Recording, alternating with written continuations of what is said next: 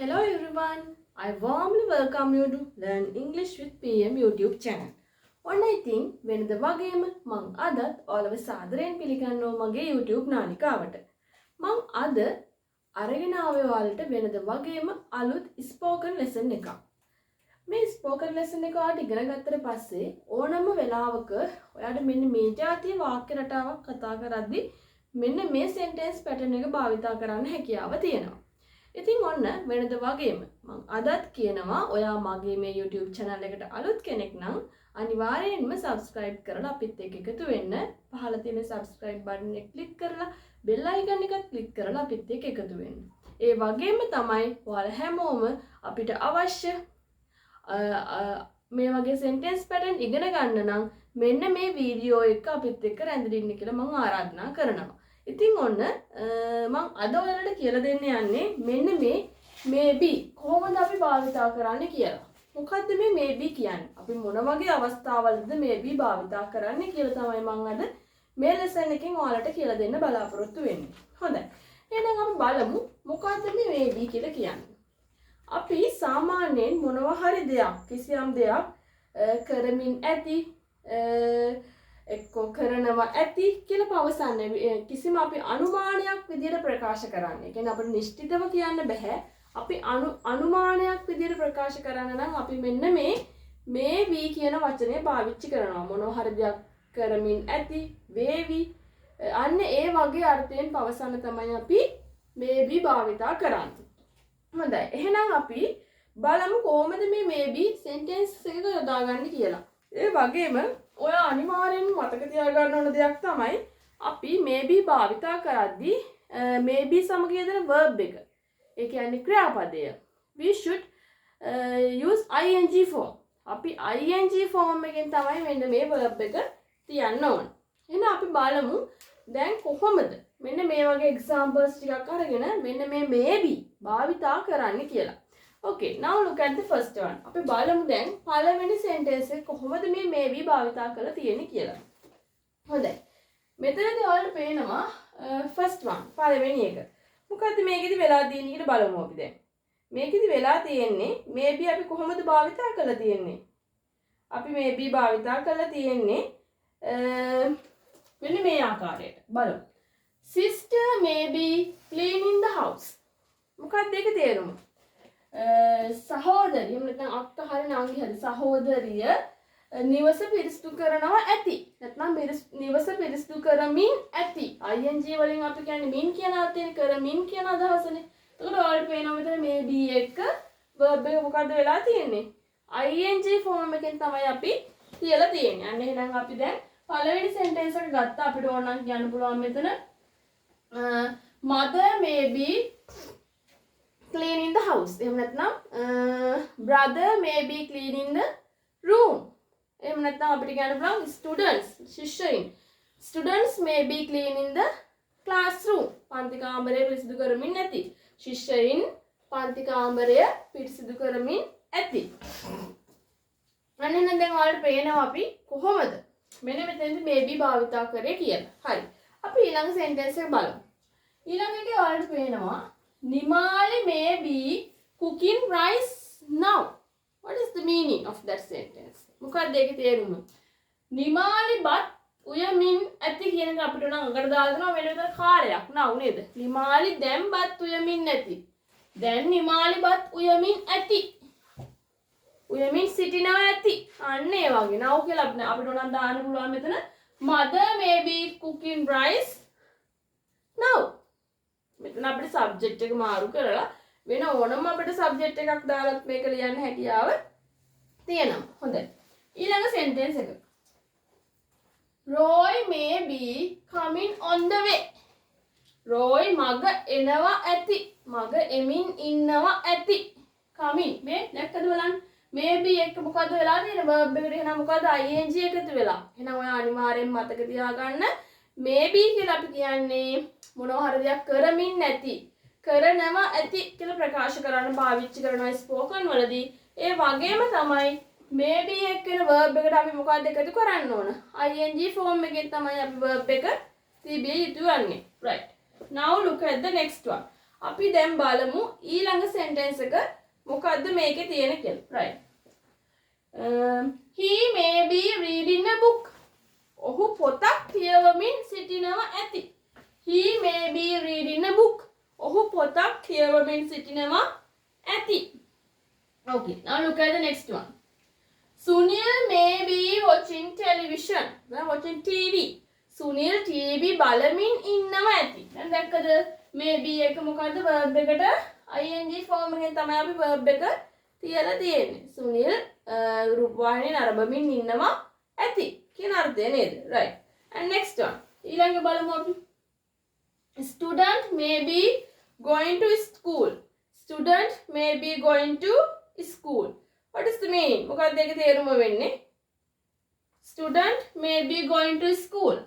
ශිෂ්‍යයින් පාසල් යමින් ඉන්නවා ඇති. ශිෂ්‍යයින් පාසල් යමින් සිටිනවා ඇති. going කියන්නේ go කියන එක අපි මෙන්න දැක්කද මේ ing form එකෙන් තමයි verb එක තියලා තියෙන්නේ. And next one. අපි දැන් බලමු ඊළඟ sentence එක මොකක්ද කියලා. He may be drinking water. He may be drinking water. ඔහු වතුර බොමින් ඉන්නවා ඇති. maybe එක ගන්න අපි verb එක ගත්ත මොකද්ද? ing form එකෙන් තමයි අපි verb එක තියුවේ. එහෙනම් he may be drinking water. ඔහු වතුර බොමින් ඉන්නවා ඇති. ඔහු වතුර බොමින් සිටිනවා ඇති. And next one. They may be playing cricket. They may be playing cricket. they කියන්නේ ඔවුන් ක්‍රිකට් සෙල්ලම් කරමින් සිටිනවා ඇති. they may be playing cricket. අන්න maybe එක එහෙනම් මොකද verb එක අපි කොහොමද තියුවේ? ing form එකෙන්. අන්න එහෙනම් අපිට දැන් තේරෙනවා ස්පෝකන් වලදී අපිට maybe කියන එක ගොඩක්ම වැදගත් වෙනවා. අපි සමහරලාට නිශ්චිත නැති දෙයක් ගැන ප්‍රකාශ කිරීමේදී අපි maybe භාවිතා කරනවා. And next one. She may be sleeping now. Sleeping. ඇය දැන් නිදාගනිමින් ඉන්නවා ඇති. She may be sleeping now. ඇය දැන් නිදාගනිමින් සිටිනවා ඇති. අන්න maybe එක එහෙනම් මොකක්ද උනේ? අපි verb එක තිබ්බේ කොහමද? ing form එකෙන්. කියන්නේ අපිට නිශ්චිත නැහැ. අපි හිතනවා දැන් ඇය නිදාගනිමින් ඉන්නවා ඇති. And next one. ඊළඟ එක. Dilini may be crying now. Dilini දැන් අඬමින් ඉන්නවා ඇති. Dilini may be crying now. Dilini දැන් අඬමින් ඉන්නවා ඇති. අන්න එහෙනම් දැන් අපි මෙතන මෙන්න මේ may be කියන අපි වාක්‍ය ඛණ්ඩේ sentence pattern එක යොදාගෙන කොහොමද අපි ස්පෝකන් වලදී මෙන්න මේක භාවිතා කරන්නේ කියන එක අපි හොඳින් දැන් ඉගෙන ගත්තා. හරි. අපි ආයෙ පාරක් මේ වාක්‍ය ටික කියවලා බලමු මොකද්ද මේකෙදි වෙලා තියෙන දේ කියලා අපිට හොඳටම අධ්‍යයනය කරගන්න පුළුවන්. ඒ නිසා ඔයා අනිවාර්යයෙන්ම you should have write down these sentences. මම හැමදාම කියනවා ඔයාලට මෙන්න මේ මම කියලා දෙන හැම lesson එකක්ම පොඩි notebook එකක් තියාගෙන ලියා ගන්න කියලා. එතකොට ඔයාට විතර භාවිතා කරද්දී අවශ්‍ය කරුණක් තිබුණොත් මේකට එකතු කරගන්න පුළුවන් අලුත් කරුණක්. ඒ නිසා අනිවාර්යෙන්ම note එක ලියා ගන්න. ඉතින් අපි දැන් ආයෙ බලමු මේකෙදි කොහොමද අපි මේ sentence එක හදන්නේ කියලා. right. maybe එන ඔන්න දැන් මම මුලින්ම කිව්වා maybe පාවිච්චි කරන්නේ කරමින් නැති කරමින් ඉන්නවා ඇති කියන අර්ථය ප්‍රකාශ කරන්න. ඒ කියන්නේ අපිට නිශ්චිතව දෙයක් ප්‍රකාශ කරන්න බැරි අවස්ථාවලදී තමයි අපි maybe භාවිතා කරන්නේ. අන්න එහෙනම් ඔයාලට දැන් තේරෙනවා ඒ වගේම maybe එක අපි යොදනවා verb එකට තියන්න ඕන ing form එකේ. right. අපි දැන් බලමු කොහොමද මේ maybe එක sentence එකක් අපි ගොඩනගා ගන්න කියලා. right. අපි දැන් බලමු first one. Look at the first one. පළවෙනි එක. Sister may be cleaning the house. සහෝදරිය නිවස පිරිසිදු කරමින් සිටිනවා ඇති. Sister may be cleaning the house. අන්න පළවෙනි එක. Next one. Nimali may be cooking rice now. Nimali බත් උයමින් ඉන්නවා ඇති දැන්. Nimali may be cooking rice. අපිට ඕනනම් කියන්න පුළුවන් mother may be cooking rice. අම්මා බත් උයමින් ඉන්නවා ඇති. එහෙම නැත්නම් she may be cooking rice. ඇය බත් උයමින් ඉන්නවා ඇති. හරි. ඊළඟ next one. ඊළඟ එක. Roy may be coming on the way. Roy may be coming on the way.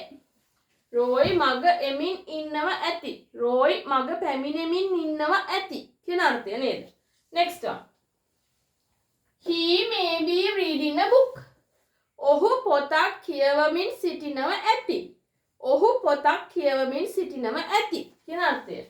Next one. Sunil may be watching TV. Sunil may be watching TV. Sunil රූපවාහිනිය නරඹමින් සිටිනවා ඇති. Sunil may be watching TV. Right. Next one. Student may be going to school. Student may be going to school. ශිෂ්‍යයින් පාසල් යමින් සිටිනවා ඇති. Student may be going to school. ශිෂ්‍යයින් පාසල් යමින් සිටිනවා ඇති. Next one. He may be drinking water. ඔහු වතුර බොමින් සිටිනවා ඇති.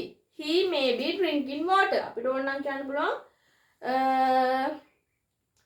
they may be drinking water. ඔවුන් වතුර බොමින් ඉන්නවා ඇති. එහෙම නැත්නම් she may be drinking orange juice. ඇය orange juice එකක් බොමින් ඉන්නවා ඇති. Next one. They may be playing cricket. They may be playing cricket. ඔවුන් ක්‍රිකට් සෙල්ලම් කරමින් සිටිනවා ඇති.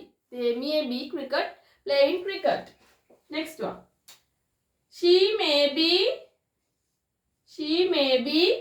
sleeping now. ඇය දැන් නිදා ගනිමින් සිටිනවා ඇති. අපිට ඕනනම් කියන්න පුළුවන් mother may be sleeping now. අම්මා දැන් නිදා ගනිමින් ඉන්නවා ඇති. And next one. Dilini may be crying now. Dilini දැන් අඬමින් ඉන්නවා ඇති. Dilini may be crying now. Dilini දැන් අඬමින් ඉන්නවා ඇති. අන්න ඔය විදිහට අපිට පුළුවන් දරුවනේ මේ be භාවිතා කරන්න. එහෙනම් ඔන්න අද අලුත් පාඩමක් අපි ඉගෙන ගත්තේ maybe. අපිට මේක spoken English වලදී very important lesson. So you should practice daily. හැමදාම daily මේක practice කරන්න. එතකොට ඔයාලට මේක එච්චර අමාරු lesson එකක් වෙන්නේ නැහැ. ඉතින් අනිවාර්යෙන්ම මේ note එක ලියා ගන්න ඔයාලා පොතක. එතකොට ඔයාලට අනිවාර්යෙන්ම මේකේ තියෙන ඔයාලට තියෙන ගැටලුකාරී තත්ත්වයන් මගහැරලා යන්න පුළුවන්. ඒ නිසා අනිවාර්යෙන් මේක හොඳට ස්ටඩි කරන්න. මේක අලුත් sentence pattern එකක් මතක තියාගන්න. එහෙනම් ඔන්න අපි අද ඉගෙන ගත්තේ maybe. අනිවාර්යෙන්ම ඔයාලා මෙන්න මේ maybe භාවිතා කරලා sentence එකක් හදලා මට comment එකක් දාන්න. ඒ වගේම ඔයාලට මොනවා හරි ගැටලුවක් තියෙනවා නම් මේ lessons වල එනවා අලුත් lesson එකකට කැමති නම් ඒ lesson එක comment එකක් දාලා ඉල්ලන්න. මම අනිවාර්යෙන්ම ඔයාලා වෙනුවෙන් එක් කරනවා. ඉතින් අනිවාර්යෙන්ම මේක ඔයාලා කරන්න ඉස්සරහටත් මම ඔයාලා වෙනුවෙන් මෙන්න මේ වගේ වීඩියෝ ගේන්න බලාපොරොත්තු වෙනවා. ඒ වගේම ඔයාගේ යාළුවෝ අතර share කරන්න. ඒ වගේම comment එකක් දාන්න. ඔයාලා මේ වගේ වාක්‍යයක් හදලා like එකක් දාන්න. ඉතින් අදට මම මගේ lesson එක අවසන් කරනවා. So wish you all the best and we will meet the next lesson. Thank you.